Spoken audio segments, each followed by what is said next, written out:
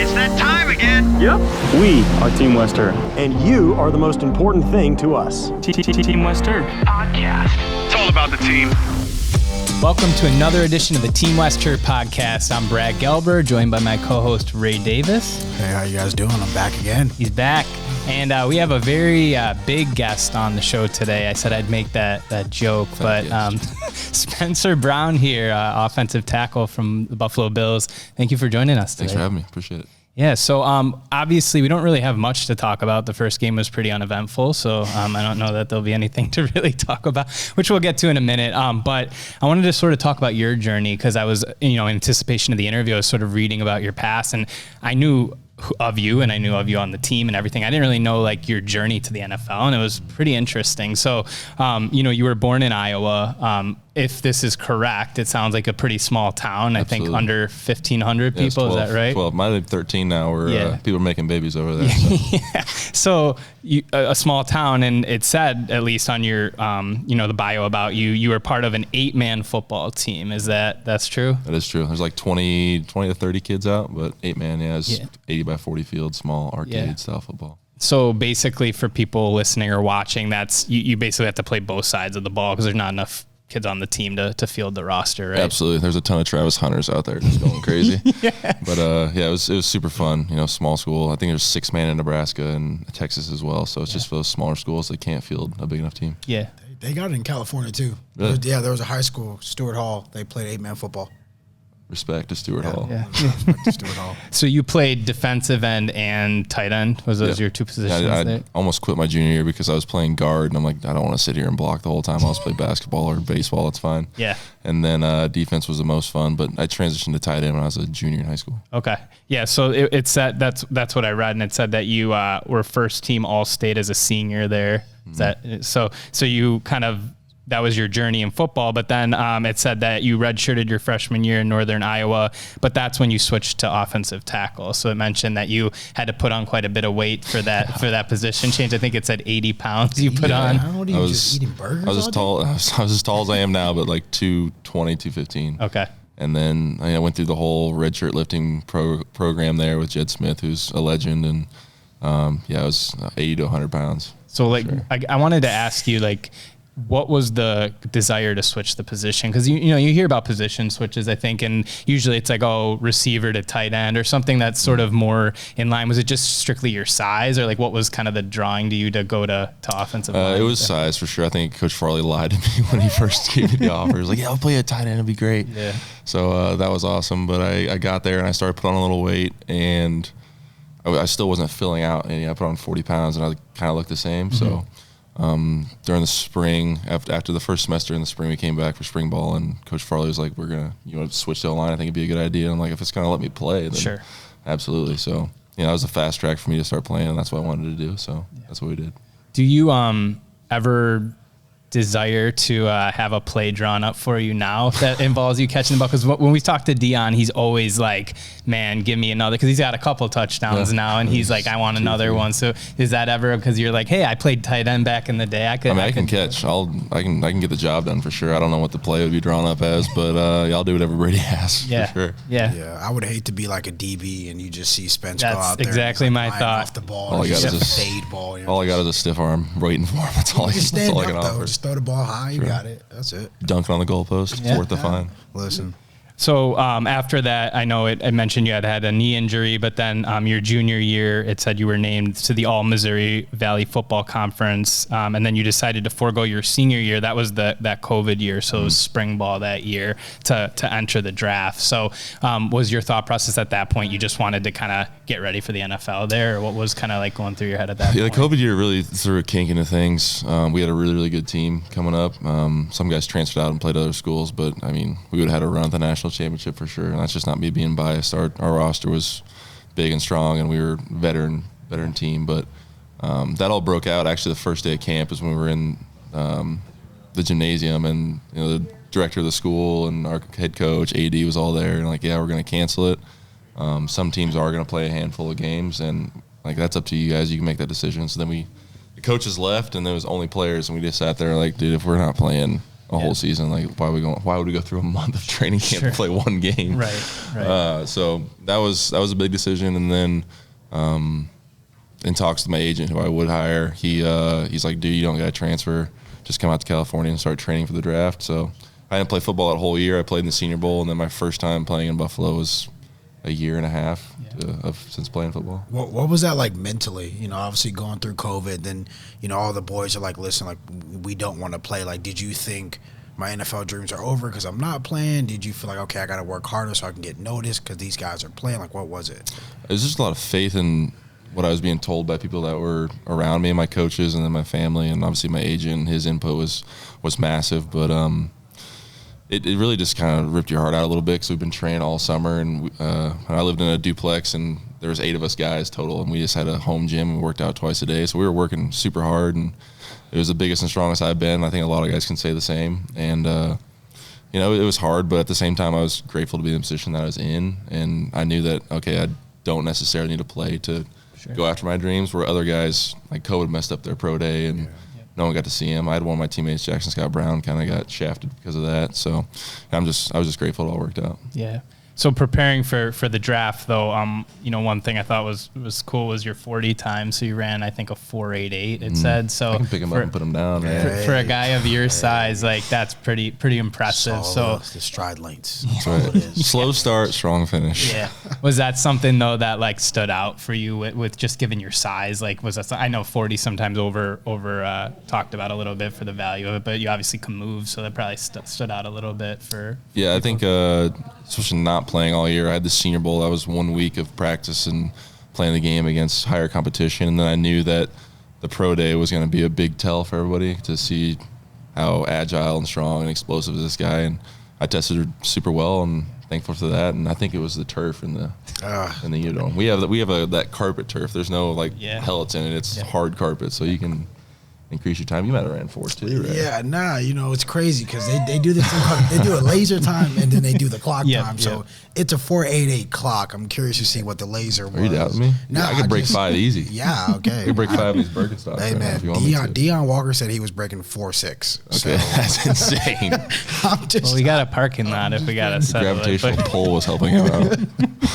So after that, obviously, you know, drafted by Buffalo in the 3rd round in 2021, which is kind of crazy. It's probably feels like it's flown by for you a little bit.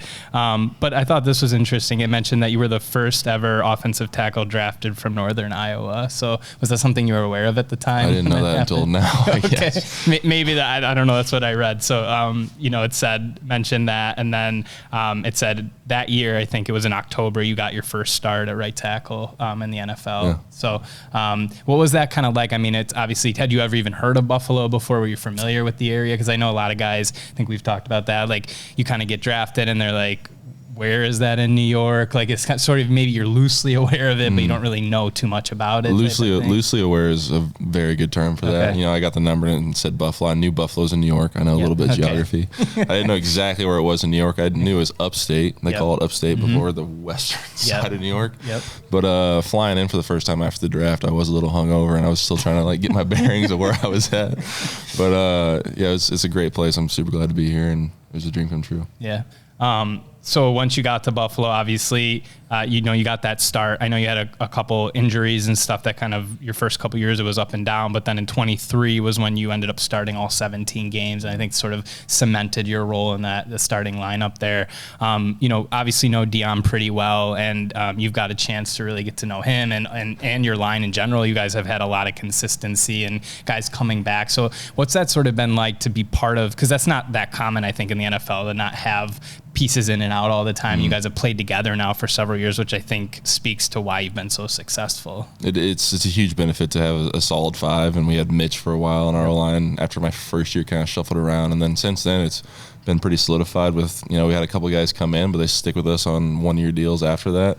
I think Cromer has a big stance in that as well, as just his technique and what he teaches is just, I mean, it's easy to take from coaching to playing. Like it's not confusing at all. And but having all 5 guys is just like the camaraderie and the glue that brings us all together. And I think Ray can see that when he's in meetings, you know, where there's not a lot of conversation going on. Like everybody's on the same page. It's more just like a brief, you know, overview of what we're doing, and we go out there and execute it. Yeah, I think that's, just hearing you guys speak in interviews and stuff, it's less about like you kind of stop thinking and you're just playing at that point because you can trust each other and it's this whole sort of thing. But something Dion speaks a lot about is this inherent kind of desire to protect Josh. Like he said, it's like an unhealthy obsession with like protecting Josh at times, obviously on his blind side. But, do you feel that sense too? Because obviously you can see it on the field. You're the first guy in there to stick up for your guys, or especially Josh, it feels like. So do you kind of feel like, especially when it's someone of his level,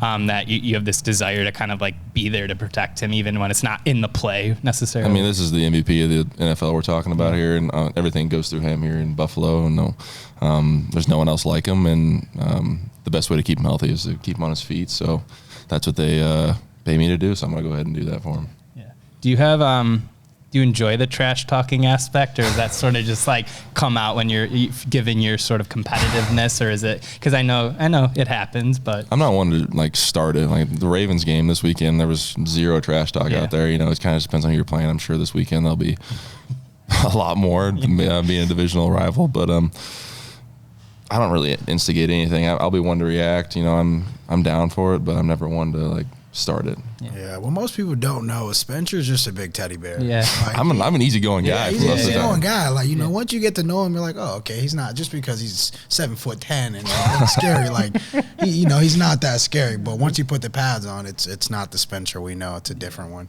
Yeah. It's a good thing, though. Flipping the switch. Yeah, right. Flip the switch. I feel like a lot of successful athletes will have that switch that goes off, because when you're not really like the friendly, when you're competing, you're sort of turned into someone else a little bit. So I think you see that sometimes for sure. You were talking about Chrome a little bit. Now, like, at what point throughout, your career where you felt like super comfortable in like Chrome's kind of scheme or his teaching mechanism, right? Like, was it a rough patch in the beginning, and then it was like, okay, now I understand my coach, and there's a coach and player relationship for him? There was a learning curve for sure, especially, I was taught this whole technique for a year with Bobby Johnson, and Cromer comes in, and, we're working during OTAs, and I'm kind of understanding it, but we don't have pads on, so you can't really 100% feel it out if it's going to work or not for you.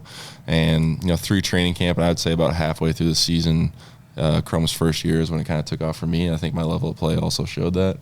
But there's a belief in myself, really, that the technique would work, and just kind of took some getting used to, but it helped me out in the long run a lot.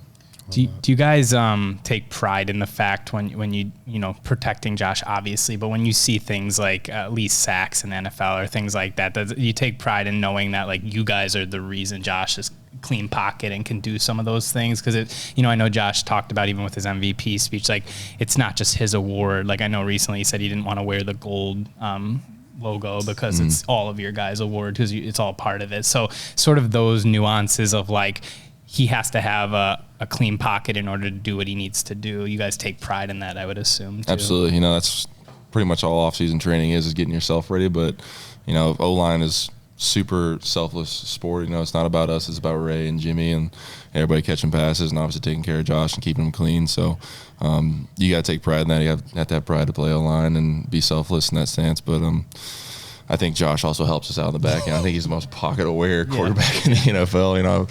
I had some whiffs this Sunday, and I was looking at Josh straight in the eyes, and he was looking at me. I'm like, this is not a good look. But he can go out there and make plays, and sometimes personally I can play into that a little bit. If this guy wants to go inside, I know Josh is going to rush out there, so I can just kind of hold back and wait because he's going to retrace. So it's just knowing your quarterback and who you have out there, and we got to go in. What about the Protector of the Year award? That's something we talked to Dion about, and obviously he was a big advocate for it and kind of helped it become a thing now that offensive linemen can win an award that they haven't been able to for a long time. And I know as an offensive lineman, was that kind of cool to see, especially since Dion was such a big part of making that happen? Absolutely. I'm super happy for Dion, getting the ball rolling on that and then making it come alive. And I think that O-line is going to be pretty excited to fight for that, take pride in that as well. Obviously not the end goal. I'm not here like, I need the Protector of the Year award. I don't need that. But, if it looks good on the mantle, I'll take it. Yeah. And then last year in September, you ended up signing your 4-year extension, right, with the team.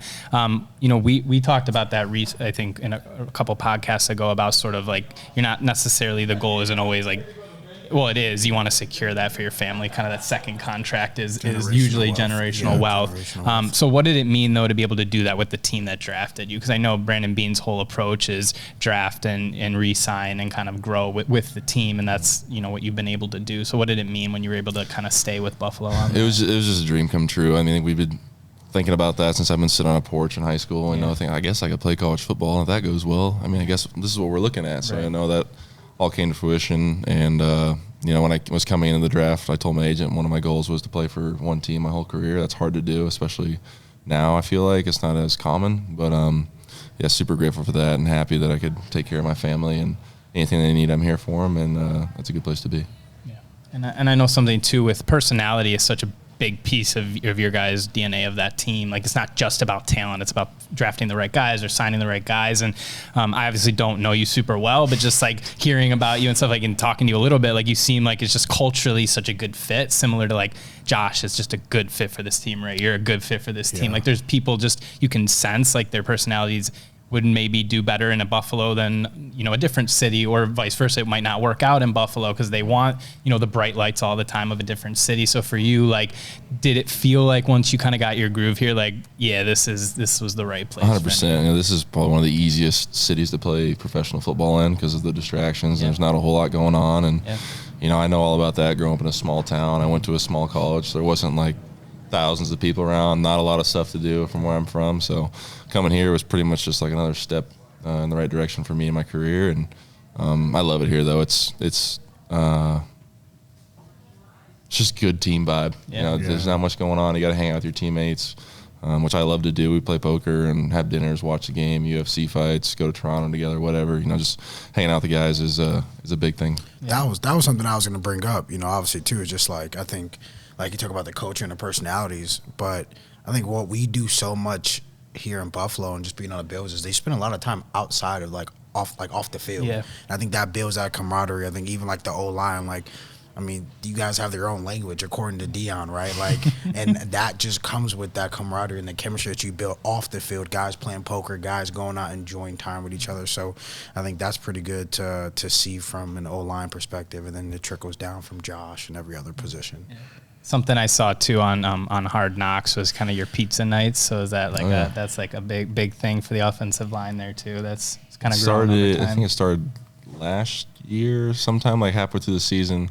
Connor wanted to do it, so we did it, and then we won. We're like, okay, we have to do this every week now for every home game, and then it just kind of snowballed into what it is now. But we'll get everybody under one roof for one evening during the week and just kind of reset and hang out instead of being in the facility 24/7 together, where we're like, God, I just can't wait to go home and do my own thing. But it's easy to blow off steam with everybody under the same roof. What did you guys think about Hard Knocks? I know everyone was different, and I know I think you were on Eric Wood's podcast talking a little bit about this, and just like that you didn't necessarily want to be like featured. You hope you didn't make the final cut or something and like that. But I know everyone was, and even Josh, I think, talked about it in an interview and said like at first he sort of wasn't being himself because the cameras were there, and he thought he didn't really want to show the inner workings of the team. But then he realized like that's not helping anyone if I'm not myself. So I guess what was it like having all those cameras there when you guys are trying to get ready for the season? Because I know not everyone's super excited about that. Some guys probably more than others. What was that? I mean, I'm not a huge camera guy. Like we got 3 here, and I'm kind of like, okay. But the first day we showed up, we're like, yeah, you guys won't even see them. And then I walk in there with the dorm, and there's just 20 people standing there, like not even. They don't even say anything. Yeah. Like, they're just sitting there staring. I'm like, okay, I'll see you guys later. But that was my first introduction. I'm like, oh, this is gonna be insane. But they're in the first team meeting for all like the administrative stuff. But we talked about it.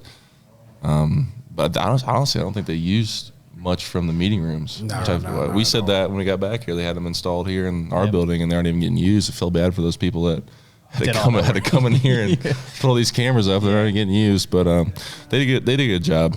Just being there but not being there, and I think a lot of people back home enjoyed seeing the inside scoop, and I'm glad I wasn't on it. So. Yeah, I mean, we're like.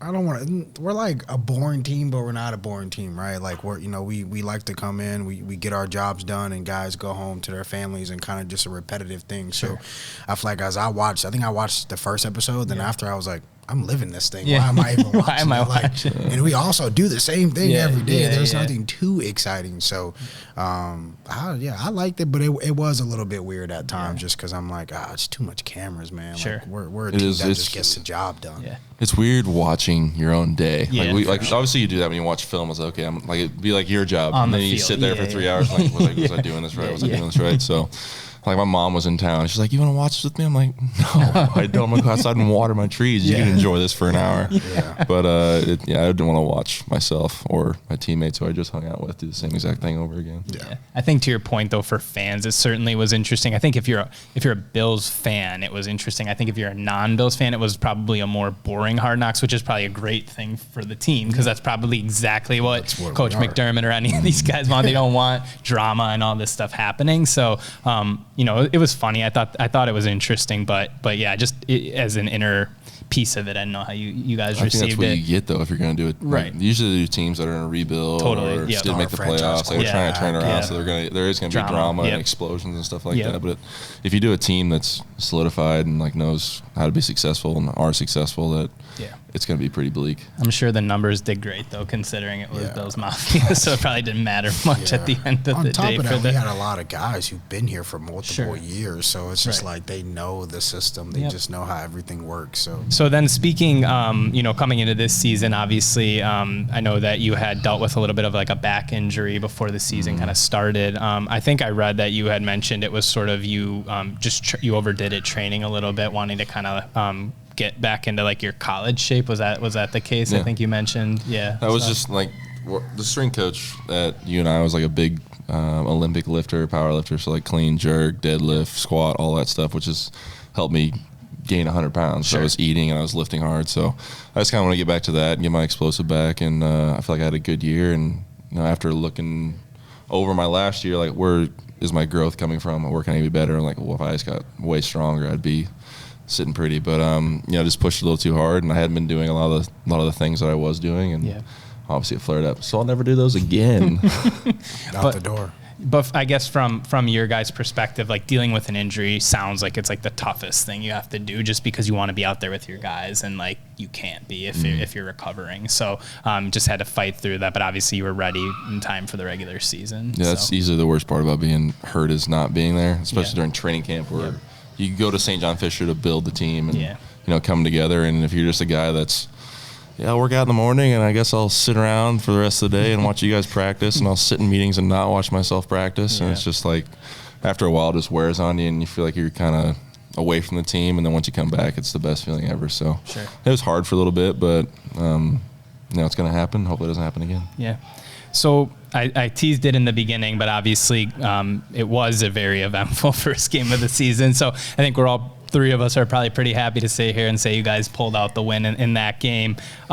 So I just wanted to talk to you guys about it, obviously playing in the game, but you score on the opening drive, everything seems to be going swimmingly to start off with, and then things sort of take, a step back a little bit. Lamar kind of did his thing, and Derrick Henry started doing his thing.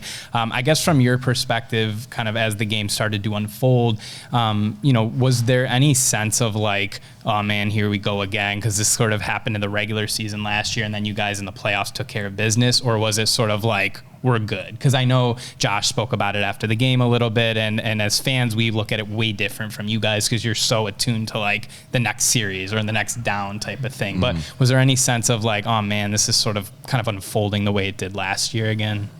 I wouldn't. It's kind of hard to describe the vibe that was on the sideline. There wasn't. Josh was doing his thing. He was motivating us, but for the most part, I think all of us were just sitting there waiting for our opportunity and knew we were getting an opportunity. Defense got the ball back, or they punted, and just there's time on the clock. We got a shot, and I think McDermott, our coaching staff, does a good job of like putting us in those situations. Like we had a team meeting they put up on Monday morning. Yep. We have a situational jog through before every practice starts, before stretch, and one of these situations we went through was in like August 27th or something like that, and it was 3 minutes left, down by 14, which is pretty close to what it was for the Ravens game. So, we worked all those situations. We had belief in one another. The game started off great, and then when you have a couple 3-and-outs, the Ravens offense is like a piano going down a flight of stairs. If it gets momentum, it's going to be hard to stop. So The offense didn't help the defense out at all. You know, we had 2 quick ones, gave them the ball back. Their offense comes right back on the field. They run away with it for a little bit, and we put our heels in the ground and gutted it out. Yeah. So, you know, at that point, like you said, things were kind of back and forth, but then, you know, you're down 15 with less than 5 minutes to go. And I think, you know, Josh made that comment after the game that got some attention of like, okay, yeah, like people started to kind of leave the game, have some faith next time, which, you know, we talked a little bit about. But, you know, do you guys notice that stuff, like when people are like leaving the game? Because I feel like if you're on the sideline, you see it, like, you know, you're human beings. Yeah. You see people kind of heading out. I mean, my awareness level is pretty good at watching about 20,000 people leave a stadium. Yeah. But, you know, I watching the game back on Monday, it was like there's 7:16, 7 minutes and 16 seconds I saw left. that too. That was crazy. Down by 15, and I was kind of sitting there thinking, like, in the heat of the moment, I'm like, man, we have our work cut out for us. Like, this is going to be a bit of a story. But now I look at the time, look at the difference, and then obviously what happened helps. But I was like, I mean, there was still plenty of time for us to come back and do this thing. It didn't feel like that in the moment. Obviously, for 20,000 other people, it didn't feel like that either. Yeah, right. But we had to stay. We played it out. Yeah, exactly. So, but even like the small, it was like such a, trying to think about it after the game, like all the little pieces that added up to it. So, you know, you had that first 2-point conversion that was called incomplete because he got pushed out of bounds. And then there was the next one that was, wasn't complete. So all of a sudden you find yourself beyond a 2-score game at that point. And then all of a sudden, like you get the touchdown, which was crazy. And you drove down the field. And then there was the fumble, which I think sort of was like when I think that was the moment when people were like, oh man, like, okay, this could happen now. Just because if you guys score and then the Ravens match it, it's sort of like still time's going to be your enemy at that point. So when you get the ball back, when Ed Oliver made that like insane play, what was sort of I know you said it was hard to describe the vibe earlier, but at that moment were you guys just like going nuts because like you were about to get the opportunity to go out there and sort of tie the game, or were you just sort of staying composed and like, all right, we got to take care of business? I don't think I even celebrated the fumble, to be honest. I was just kind of like, I turned around, took my hat off, grabbed my helmet, and just jogged Ready out to there. go. So Yeah. obviously the defense was super excited. I'm happy we got the ball back, but there's still work to be done. And just doing our jobs and going out there and executing. If you got 17, you got a shot. So I think that is, like, people were freaking out, like, I can't believe Josh did that. Like, that was so insane. I've seen all this stuff on Instagram, and I'm sitting there, I'm like, I see this stuff every day. Like, it's not a shock to me. It's probably not a shock to Ray to like watch this unfold. You know, I think he completed every single pass, right? In the last 2 2-minute drives, but legs were hurting. That was 4 2-minute drives back to back to back. What about a guy like Keon Coleman? Obviously had like a crazy game for you guys, and is certainly, I think, a guy that's gotten some attention of needing to have like a better second year given his draft position and all this whatever. But obviously stepped up big time in that game. Was that something that you guys were like, we expect this from Keon at this point, or was it sort of like you guys were happy for him? I guess, like, what was sort of the vibe with that? Because he played a big part in the comeback there for you guys as well. I mean, he's always had it in him. It's just, I mean, a young guy coming in the NFL. I did the same thing. Like, my first year was up and down, and down. That's just finding consistency in your play and your habits. And I think Keon's taking a good step from last year to this year, same as Ray. You know, it's just every single year you got to find something to get better at than you did the last year. And, you know, whatever he's doing, he's found it, and hopefully he can keep playing well for us. Yeah, I mean, Keon was my roommate last year, so, you know, we had a lot of talks about this, and we, you know, envisioned days where he becomes the best version of himself. And I think this season he just locked in and just decided to, you know, just be himself again, but to show that he was committed, he was dedicated to the progress. And I mean, this is going to be one of many games where Keon's going to show how great and special he is. So I was definitely excited to watch that, us talk about it, and then him go and make that happen. Yeah. And I'm glad he got tackled. Yeah. Did you guys catch his interview on SportsCenter after the game? It got quite a bit of attention because of his necklace he was wearing there. Yeah. So his blinged out diamond Jesus pennant Love that was Jesus. hanging on it. Yeah, he has a Jesus piece. So it got a lot of attention on social media just because it was like, you notice it. I got some too. It was large. I got some too. Okay. Listen, I got the fit check on All right. SportsCenter. So you're ready when it's your turn? They were like, yo. Self-suck fine. Yeah, no, it's a fine. But hey, I just want to put it out there. All right. Well, so anyway, the game eventually did get tied there, or it wasn't tied. You guys were down, and then the craziness of the final drive. So Baltimore ends up punting after. I personally thought they might go for it, but I guess it just wasn't just laid Lamar out and couldn't go. Exactly. So they punted, and you guys got your chance again. Like we said, Josh Allen and made it happen. You guys drive down the field. as a fan, I was very nervous when I know you guys probably, you practice this stuff all the time and whatever, but there was two options basically. You either call the timeout and kick the field goal in the play before, and they're going to get the ball back with like 25 seconds left or whatever, or you do what you guys did and you let the clock kind of run down and have the team run out and a fire drill field goal there. How often is that? I know you guys aren't maybe in those meetings all the time, but like how often do they prepare for that sort of thing where it's like a fire drill field goal? Because it felt like as a fan, your heart's like pounding, like, oh my God, is this going to work? Is someone going to slip? Like, are they going to get the snap off in time type of thing? I mean, it's called Toro. It's pretty much, we usually run it with 13 seconds. About 13. Yeah, like that's the least you can do it at, from running everybody off to running everybody on, which Prater didn't even know what Toro meant. They had to go get him. He was like practicing kicks and someone like, get out there. So they jogged out there, and I wasn't even looking at the clock. I was waiting for the ball to be snapped. Yeah. But it was a great call. It's just the best way to do it is just end it on our terms and let the celebration continue. Yeah, I think most people don't really believe we practice those things almost on the daily. It's like it's a game of inches. Sure. And when you watch a lot of NFL games on Sunday, you realize that the smallest thing could be the end all be all of the final score, right? So it's like that Toro and understanding the clock management and all that. As a coach, you got a lot of stuff to deal with. And, they did it pretty well, and we were able to execute it pretty well. So shout out to Tapes. What was the thought too, though? I know so much has been made about Matt Prater kind of signing with you guys on Thursday and then coming in and doing that with Tyler Hurt, and but just the fact, I know there's been a lot of jokes too about his age being 41, and some guys thought he was a coach and didn't know or who he was or whatever when he got there. But that sense of is that just what you have to do as an NFL player? Be ready when your number's called, essentially, because he gets there Thursday, meets you guys, ends up running out on the field for the game-winning kick. You guys are picking him up. Josh is yelling in his face after the game. I mean, it's just such a cool story, but it's so hard to relate if you're not part of the team, how that all even happened. Definitely have to be ready. That's a fact. You never know when your number's going to be called. That's preached to the rookies every single time, because there's going to be a time during the season where you're going to have to play. You're going to have to play a lot. You're going to have to play really well so we can be successful. But I think Prater's been ready. He's been 40. He's 41. So he's kicking 19 years in the NFL. This is 20 now. Yeah, 20 years in the NFL. But I mean, he was coaching his kids' flag football team on last Wednesday. A week ago today, he was just finished practice, and he was like, "Oh, I gotta go kick." Okay, I guess I'll be there. And then 3 days later, he's kicking the game winner, and his wife and 2 of his kids are there in the parking lot after the game. Awesome. So a whirlwind of emotion for them as well. But it was awesome. Super happy for him. Yeah, those are the best times. You know what I'm saying? When you get put on the map, I call it, just in the sense of being able to shock the world by getting your time and going out there and proving that you belong. And I mean, as we know, Matt's been belonging for many years, but he belonged in Buffalo, that particular night and for that particular moment. Yeah, and I know Josh kind of said, welcome to Buffalo, and that the mic picked it up after the game. And they show, Sean McDermott with you guys after the game in the locker room for sort of the speech. And I know he called Prater up there and made some jokes. I think he said something like, this guy's almost as old as me, and my legs are bigger than his are, or whatever. So it just seemed like everyone was super, super happy for him, obviously, in the moment.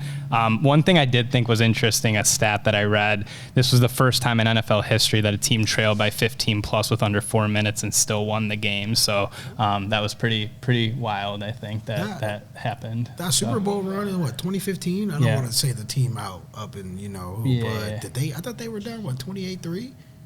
That was in the fourth quarter, though, not under. In the fourth quarter, under 3 minutes. Yep, yeah. So we're getting real statistical in our favor to make us sound super cool.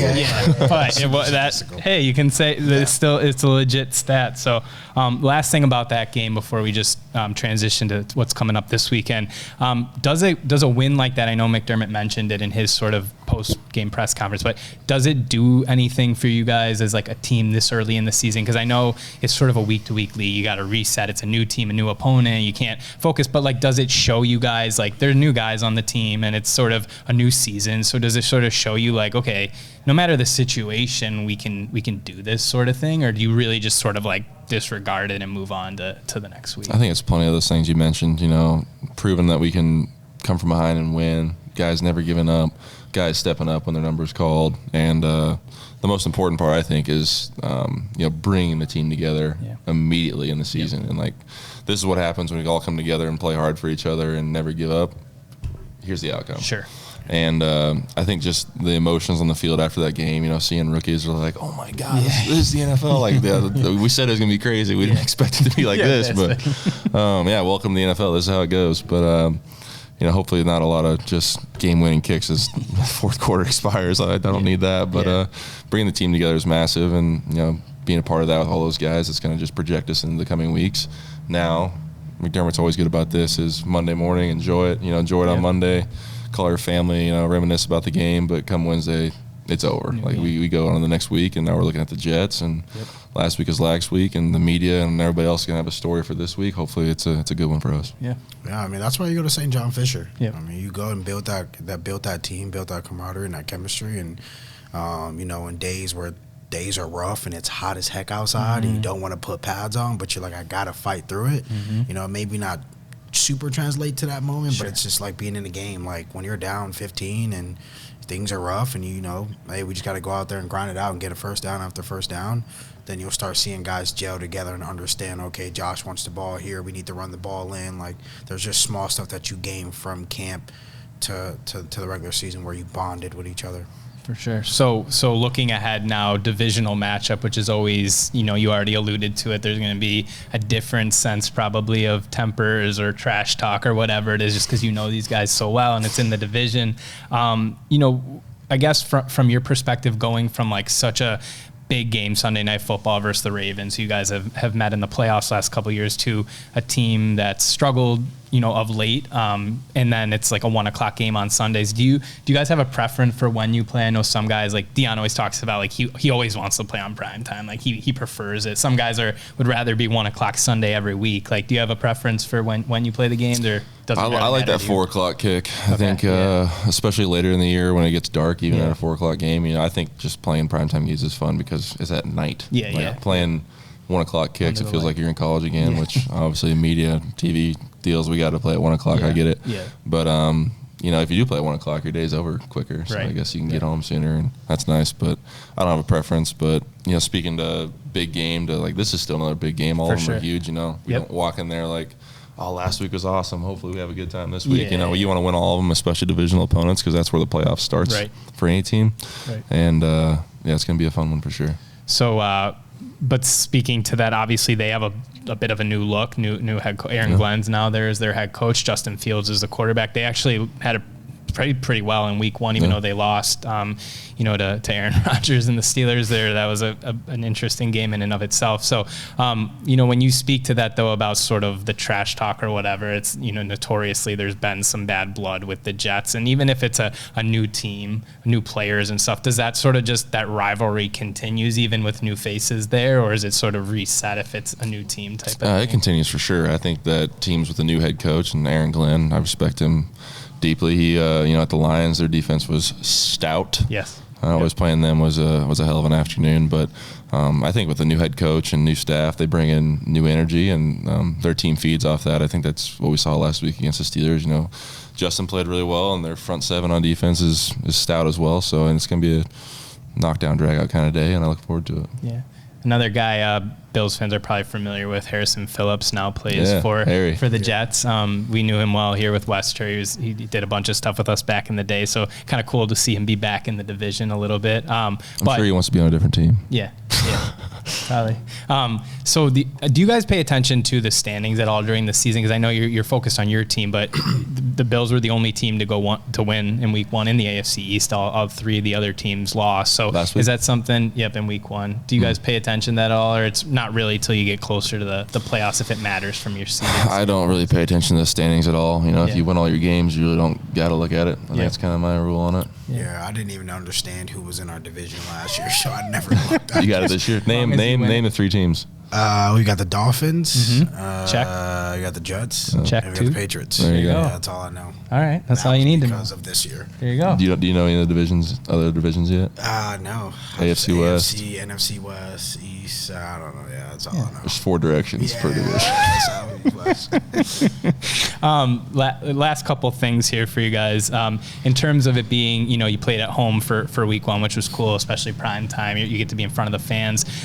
In the last couple of years, though you guys have played really well on the road, and depend who you talk to, some players like sort of going on the road because you sort of can just focus. It's like you don't have to, it's not as much fanfare. It's just kind of go do your job and hopefully get the win and then you're out type of thing. So how do you feel going on the road? I know it's, the Meadowlands can be an interesting environment there, but going as a competitor there, it has to be fun as a competitor. Yeah, as a competitor, it is fun. I was actually telling Terrell Bernard Monday or Tuesday, what day we're in there, and we were talking about the crowd noise, and I was like, dude, honestly, I shouldn't say hate. I like playing at home.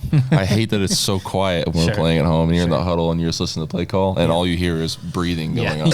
Everybody's just breathing heavy. You're just thinking about them breathing heavy. But when you're in a away stadium, like the hostility and everything like that, like gets the offense going. And it's honestly easier for our defense to make their calls and be on the same point. So I look forward to the away games, especially hostile ones. Yeah, when you get to watch 20,000 of their fans walk out, that's true. That's 10 times better than watching your fans walk out. So I do love me some away games. Yeah. So So when they're close and it's like a 45-minute flight home. Yeah. sure. Yeah. That's It's money. not West Coast to No, home it's not sort of. flying to LA. Yeah. Freaking There you 3-hour go. flight. There you go. In and out. Yeah. So last thing here, in terms of the teams, you guys have gotten close the last couple years. Hasn't happened all the way. You have had success, and then you come into a new year, things start over again. I'd imagine every year the goal is first to win the division because that means you're in the playoffs, and then from there playoffs start, and you hope to go all the way. So for you, I guess I've asked a lot of the guys this, like, what would it mean to be able to kind of finally be the team that does it? Because everyone, I think last year we had James Cook on as a guest, and he sort of said like, he doesn't even know how to comprehend. He thinks it would be like a week-long party if Buffalo ever did it. So, like, for you, what would that mean to be able to take it home for them? I think my blood alcohol level would be a solid 2 at minimum. That's what I think it'd be, but it'd be a big party. The Tom Brady effect with the Lombardi. Hopefully the city would survive, and hopefully we could walk around in peace and not get attacked. But it'd be a party for sure. It'd be an ultimate goal. Everybody's going to be juice, but there's a lot of work that goes into that. Yeah, I bet the parade would be fun. I mean, I'm sure it wouldn't suck. Yeah, I bet it'd be fun. I mean, it'd probably be the winter, it'd be a little chilly. Knocking fall down some jacket. beers Oh, yeah. with some gloves, man. It'd be a good time. But we're not thinking about that right now. No, We're thinking about week 2. Week 2, New York Jets. That's right.